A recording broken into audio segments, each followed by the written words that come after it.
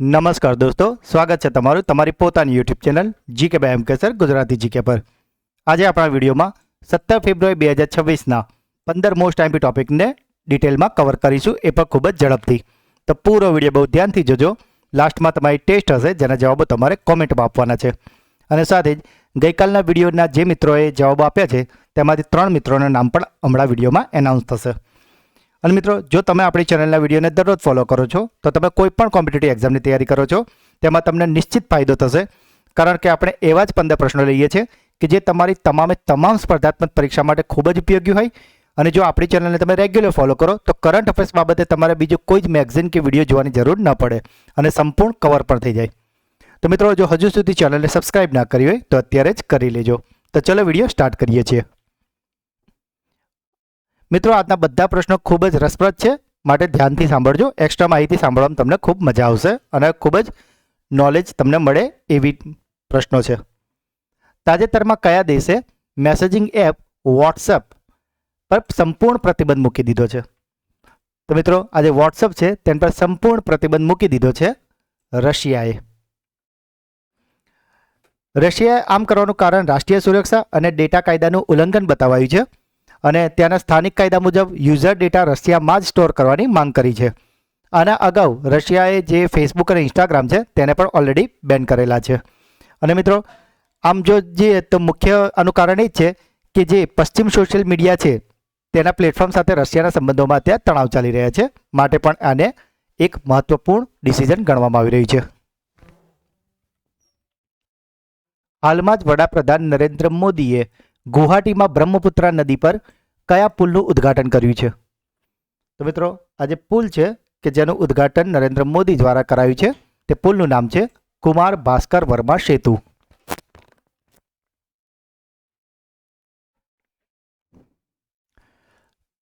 Next પ્રશ્ન. દુર્લભ રોગો એટલે કે રેર ડિસીઝ માટે સમર્પિત પ્રથમ નેશનલ બાયોબેંક તાજેતરમાં કયા દેશ દ્વારા લોન્ચ કરાઈ છે? તો મિત્રો, આ જે રેર ડિસીઝ છે તેના માટે નેશનલ બાયોબેંક જે લોન્ચ કરી છે તે છે આપણા દેશ ભારતે. જો પરીક્ષાલક્ષી મુદ્દાની વાત કરીએ મિત્રો, તો આની જે સુવિધા છે તે CSIR IGIBએ શરૂ કરી છે, જે આપ ઇમેજમાં જોઈ રહ્યા છો, કે જેનું નામ છે institute of genomic and integrative biology, અને તે નવી દિલ્હી ખાતે સ્થપાઈ છે. અને આનું ઉદ્ઘાટન કેન્દ્રીય વિજ્ઞાન અને ટેકનોલોજી મંત્રાલયના મંત્રી દ્વારા કરવામાં આવ્યું છે.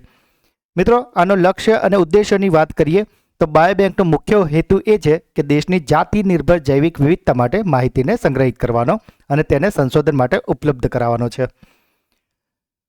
ભારતની રાષ્ટ્રીય જે બાયોબેંક છે તે યુકેની જે યુકે બાયોબેંક નામની બાયોબેંક પરથી પ્રેરિત છે, પરંતુ આને દેશની જે આપણી જાતિ વિવિધતા છે એના પ્રમાણે એડજસ્ટ કરીને ડિઝાઇન કરવામાં આવી છે. અને આમાં લોકોના જીનોમ, જીવનશૈલી અને ક્લિનિક માહિતીનો સંગ્રહ થશે અને શરૂઆતમાં લગભગ 10,000 લોકોના ડેટા દ્વારા આ અભિયાન આગળ વધવાનું છે. મિત્રો, જો હજુ સુધી ચેનલને સબસ્ક્રાઇબ ના કરી હોય તો અત્યારે જ કરી લેજો. તાજેતરમાં ભારતમાં પ્રથમ વખત વિશ્વ સી ફૂડ કોંગ્રેસ 2026નું આયોજન ક્યાં કરવામાં આવ્યું છે? તો મિત્રો, આજે વિશ્વ સી ફૂડ કોંગ્રેસ 2026 છે તેનું આયોજન ભારતમાં થવાનું છે ચેન્નઈ ખાતે. વિશ્વ સી ફૂડ કોંગ્રેસની 2026ની વાત કરીએ તો આનું આયોજન 9 થી 11 ફેબ્રુઆરી 2026ના રોજ ચેન્નઈ ખાતે થયું હતું. અને તેનું ઇવેન્ટના સ્થળની વાત કરીએ તો તે ચેન્નઈના ટ્રેડ સેન્ટર ખાતે થયું છે. આ કોંગ્રેસ ભારતમાં પ્રથમ વખત યોજાઈ રહી છે, કારણ કે આ અગાઉ આ event Canada, Netherland, Australia, USA, United Kingdom, Iceland, Malaysia, Portugal વગેરે જેવા દેશોમાં રચાઈ હતી. તાજેતરમાં કેન્દ્રીય મંત્રીમંડળે કઈ નદીની નીચે 15.79 કિલોમીટર લાંબી રોડ અને રેલ ટનલના નિર્માણને મંજૂરી આપી છે? તો મિત્રો, આ જે રોડ એન્ડ રેલ ટનલ છે તેનું ઉદ્ઘાટનની મંજૂરી જે અપાઈ છે તે છે બ્રહ્મપુત્રા નદી પર. મિત્રો, આપ ઇમેજમાં જો ધ્યાનથી જુઓ કે જો ઉપર નદી છે અને નીચે જો આ રીતે બે રોડ બનાવ્યા છે, જેમાં એક બાજુથી જે કાર, ટ્રક એવા વાહનો જઈ રહી છે અને બીજી બાજુથી એક રેલ ગઈ રહી છે, અને આને જ રોડ અને રેલ ટનલ કહેવાય છે. મિત્રો, આ જે પ્રોજેક્ટ છે તે નદીની નીચેના ભાગનો વિશ્વનો સૌથી લાંબો નદી અંડરગ્રાઉન્ડ ટનલ પ્રોજેક્ટમાં ગણાય છે, માટે આ ખૂબ જ ચર્ચામાં છે. અને આનો ઉદ્દેશ્ય છે ઉત્તર અને દક્ષિણ કાંઠાને વધુ ઝડપી રીતે જોડવાના અને સાથે જ ઉત્તર પૂર્વ ભારતના આર્થિક વિકાસને પ્રોત્સાહન આપવાનો છે. અને મિત્રો, જો આ એકવાર જ્યારે આ રોડ તૈયાર થઈ જશે ત્યારે મુસાફરીનો સમય જે હશે એ પણ ઘટી જશે અને સાથે જ જે રોજગારીની નવી તકો પણ ઉત્પન્ન થશે અને વેપાર અને પર્યટન ક્ષેત્રમાં પણ ખૂબ જ વધારો થશે. તાજેતરમાં તારિક રહેમાનને કયા દેશના આગામી વડાપ્રધાન તરીકે નિયુક્ત કરવામાં આવ્યા છે? તો મિત્રો, આજે તારિક રહેમાન છે તે આગામી વડાપ્રધાન બનવાના છે બાંગ્લાદેશના. મિત્રો, આની સાથે તમને એક ક્લાસરૂમ ક્વેશ્ચન પૂછી લઉં છું કે થોડા સમય અગાઉ જ બાંગ્લાદેશના પ્રધાનમંત્રીને ફાંસીની સજા આપવામાં આવી હતી, તો તે જે પ્રધાનમંત્રી હતા તેમનું નામ શું છે? એ નામ તમારે મને કોમેન્ટમાં જણાવવાનું છે. મિત્રો, વાત કરીએ તારિક રહેમાનની, તો તેમની પાર્ટી છે BNP એટલે કે બાંગ્લાદેશ નેશનાલિસ્ટ પાર્ટી, અને તેમનો પક્ષ 297 સીટોમાંથી મોટા ભાગે જીત્યો છે અને તેના આધારે તેઓ આગામી વડાપ્રધાન બનવાના છે. તેઓ 17 ફેબ્રુઆરી 2026ના રોજ વડાપ્રધાન તરીકે શપથ લેવાના છે. અને મિત્રો, આ જે શપથ સમારોહ થવાનો છે તેમાં ભારત તરફથી આપણા જે લોકસભાના સ્પીકર છે ઓમ બિરલા, તેમને પણ આમંત્રણ આપવામાં આવ્યું છે. તાજેતરમાં ભીષ્મ, જેનું પૂરું નામ છે ભારત હિમાલયન ઇન્ટરનેશનલ સ્ટ્રેટેજિક મંચનું ઉદ્ઘાટન ક્યાં કરવામાં આવ્યું છે? તો મિત્રો, આ જે ભીષ્મ છે તેનું ઉદ્ઘાટન કરાયું છે ઉત્તરાખંડના દહેરાદૂન ખાતે. મિત્રો, આજે ભીષ્મ છે એક આંતરરાષ્ટ્રીય સ્તરના વ્યૂહાત્મક વિચારો અને નીતિ ચર્ચા માટેનું પ્લેટફોર્મ છે કે જે હિમાલયી પ્રદેશ સાથે જોડાયેલા આંતરરાષ્ટ્રીય અને રાષ્ટ્રીય ભૂમિકાઓ વિષયો પર નિષ્ણાંતો અને વિચારોને એકઠા કરવા માટે રચાયેલ છે. મિત્રો, જે શિક્ષણની સિરીઝ ચાલી રહી છે તેમાં NITI Aayog, NEP 2020, RTE 2009, NCF 2005, tribunal act 2006, Bombay act 1947 આવા મહત્વના જે મોસ્ટ MP મુદ્દા છે કે જે શિક્ષણની દરેક પરીક્ષામાં ખૂબ જ ઉપયોગી છે, તે તમામના વિડીયો આપણી ચેનલ પર આવી ગયા છે. તો જો તમે શિક્ષણ સાથે જોડાયેલા હોય તો આ વિડીયો તમે અચૂકથી જોઈ લેશો. નેક્સ્ટ વિડીયો, તાજેતરમાં ભારતના કયા સ્થળે મડ વોલ્કેનો એટલે કે કાદવના જ્વાળામુખીનો વિસ્ફોટ થયો છે? મિત્રો, જનરલી જ્વાળામુખી શબ્દ આવે એટલે આપણા મગજમાં શું હોય કે જેમાંથી આગ નીકળતી હોય, પણ મિત્રો એવા પણ જ્વાળામુખી હોય છે કે જેમાંથી આ જે તમે ઇમેજમાં જુઓ છો આવો કાદવ નીકળતો હોય છે, જેને મડ વોલ્કેનો કહેવાતો હોય છે. અને આવો જ કાદવના જ્વાળામુખીનો વિસ્ફોટ થયો છે અંદમાન ટાપુ પર. મિત્રો, જ્યારે પણ તમે મોબાઈલમાં જો આપણો વિડીયો જોતા હોય તો બની શકે તો મોબાઈલને તમે લેન્ડસ્કેપ મોડમાં રાખો, જેથી કરીને ઇમેજ છે એ તમને ફૂલ સ્ક્રીનમાં વધારે સારી ક્લિયર દેખાશે. ભારતે એશિયન શૂટિંગ ચેમ્પિયનશિપ 2026માં સિનિયર રાઇફલ અને પિસ્ટોલ ઇવેન્ટમાં કુલ કેટલા સ્વર્ણચંદ્રક એટલે કે ગોલ્ડ મેડલ જીત્યા છે? તો મિત્રો, ભારતે જે એશિયન ચેમ્પિયનશિપ જે થઈ હતી સિનિયરોની, તેમાં જીતી લીધા છે કુલ 13 ગોલ્ડ મેડલ. મિત્રો, જો એને તબક્કાવાર એનું ડિસ્ટ્રીબ્યુશન જણાવું તો કુલ પદક જો તમને પરીક્ષામાં પૂછે તો એ જીત્યા છે 33, અને આમાંથી 13 ગોલ્ડ છે એટલે કે સુવર્ણ પદક છે, 11 સિલ્વર જીત્યા છે એટલે કે રજત, અને 9 બ્રોન્ઝ મેડલ છે એટલે કે કાંસ્ય.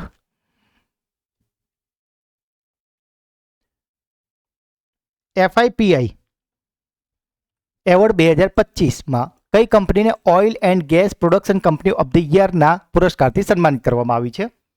તો મિત્રો, આ જે FIPI એવોર્ડ છે તેમાં oil and gas production company of the year તરીકે પુરસ્કૃત થઈ છે ઓઇલ કંપની, એટલે કે એનું નામ છે ઓઇલ ઇન્ડિયા લિમિટેડ, OIL, એ રીતે ઓઇલ નામ બનાવ્યું છે. અને મિત્રો, જો સાથે વાત કરીએ FIPI, જે તમે અહીંયા જોઈ શકો છો કે જેના દ્વારા એવોર્ડ આપવામાં આવે છે, તો તેનું પૂરું નામ છે federation of Indian petroleum industry. તાજેતરમાં કયા દેશમાં 2000 વર્ષ જૂના તમિલ બ્રાહ્મી શિલાલેખના અવશેષો મળી આવ્યા છે? તો મિત્રો, આ જે તમિલ બ્રાહ્મી શિલાલેખ છે તે મળી આવ્યા છે ઇજિપ્તમાંથી. મિત્રો, આનાથી ખ્યાલ આવે કે આપણી સંસ્કૃતિ છેક ઇજિપ્ત સુધી ત્યાં સુધી વિસ્તરેલી હતી.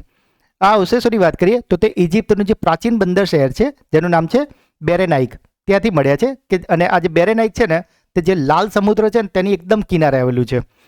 બેરેનિક પ્રથમ સદી ઈસા પૂર્વથી ઈસવીસનના પ્રારંભિક શતાબ્દીઓથી દરમિયાન ભારત સાથે સમુદ્રી વેપારનું એક કેન્દ્ર હતું મિત્રો. અને જો આ અવશેષોની વાત કરીએ, શિલાલેખોની વાત કરીએ, તો તેમાં જે લિપિ મળી છે ને મિત્રો, આ લિપિનો સમયગાળો અંદાજે ઈસવીસન પૂર્વે પહેલીથી લઈને ઈસવીસનની પૂર્વે બીજી સદી સુધીનો ગણાય છે. અને એ વખતે આ જે લિપિ છે એ દક્ષિણ ભારતમાં જે આપણું પ્રાચીન ચોળ, પાંડ્ય, ચેર સામ્રાજ્ય હતું તે લોકોની ગણાય છે. કઈ ભારતીય કંપનીએ વેનેઝુએલા પાસેથી ક્રૂડ ઓઇલની આયાત કરવા માટે અમેરિકન યુએસ લાયસન્સ મેળવ્યું છે?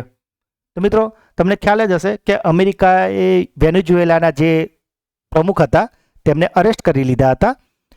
તે કોણ હતા, બરાબર, તેના માટે કયું ઓપરેશન ચાલ્યું હતું, આ તમામ વાતો આપણે આપણા કરંટ અફેર્સના જે તે લેક્ચરમાં કવર કરેલી જ છે. અને હવેથી જે વેનેઝુએલાનું સંપૂર્ણ અત્યારે જે એમનું જે કાર્યવાહક જે કહેવાય એ અત્યારે અમેરિકા કરી રહી છે. અને માટે જ વેનેઝુએલામાંથી જો ક્રૂડ ઓઇલની ખરીદી માટે અમેરિકામાંથી લાયસન્સ મેળવવું પડે છે. અને હવે આ લાયસન્સ મેળવી લીધું છે રીલ એટલે કે રિલાયન્સ ઇન્ડસ્ટ્રીઝ લિમિટેડે.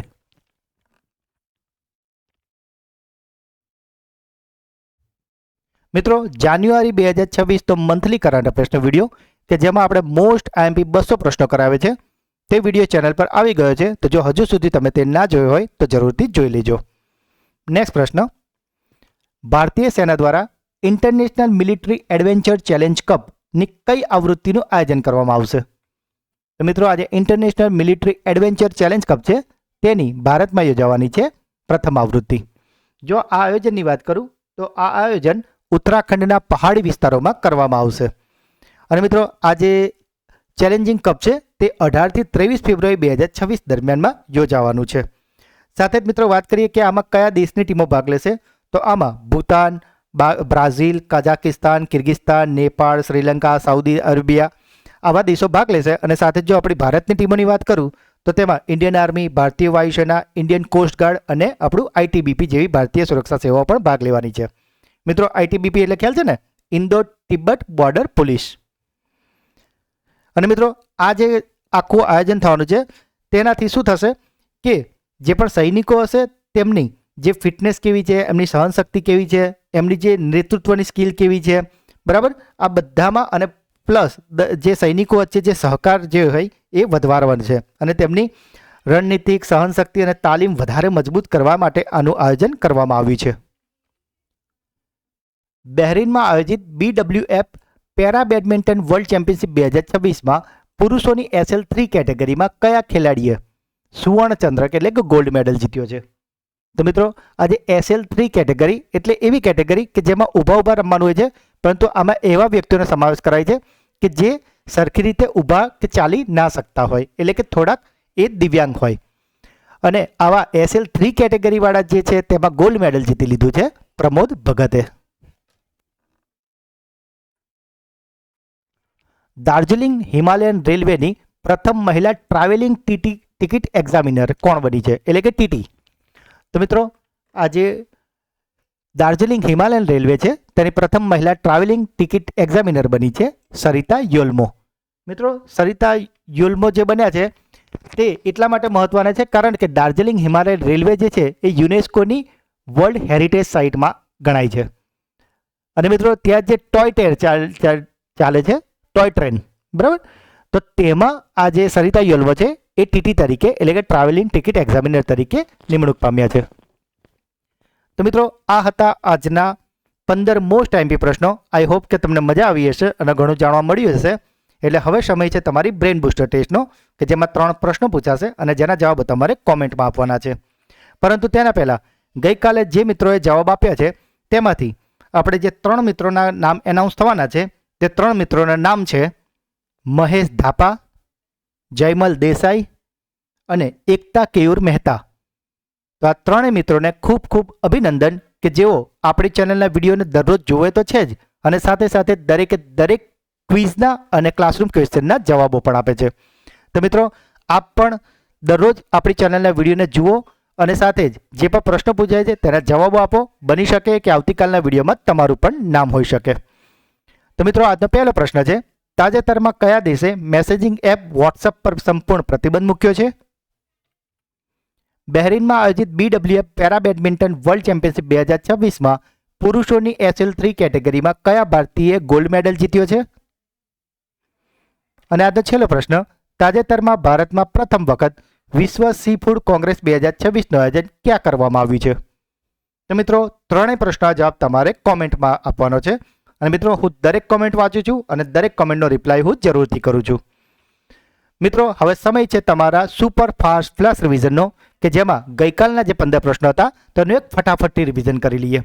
મિત્રો તમને ખ્યાલ જ હશે, જે મિત્રો આપણી ચેનલ સાથે રેગ્યુલર જોડાયા છે, કે આપણે ડેઇલી પણ રિવિઝન કરાવીએ છીએ. દર રવિવારે આપણે સુપર સન્ડે ક્લાસમાં વીકલી રિવિઝન કરાવીએ છીએ અને મંથના એન્ડમાં આપણે એક મંથલી વિડીયો આવે છે જેમાં આપણે મંથલી રિવિઝન પણ કરાવીએ છીએ, જેથી કરીને કરંટ અફેર્સ બાબતે તમારે બીજું કશું જ જોવું ના પડે અને કરંટ અફેર્સમાંથી તમારો એક પણ માર્ક્સ ન કપાય.